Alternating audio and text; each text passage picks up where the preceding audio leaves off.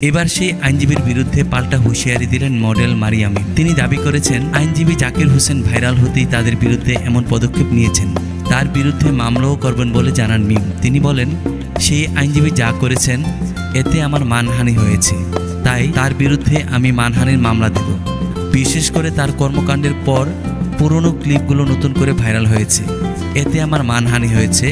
অবশ্যই আমি মানহানির মামলা করব, কারণ অশ্লীলতা বলে যে ভিডিওগুলো ছড়িয়েছে সেগুলো ম্যাচ শুরুর আগে ওয়ার্ম আপ মুহূর্ত, যেগুলো কেউ মোবাইলে ধারণ করে ছড়িয়েছে।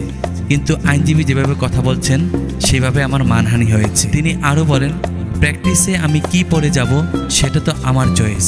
যখন মাঠে যাচ্ছি তখন কিন্তু জার্সি পরেই যাচ্ছি, কিন্তু পার্সোনালি কোথায় কি পরে যাব সেটা আমাদের পছন্দ। এখানে অশ্লীলতা ছড়ানোর কি আছে?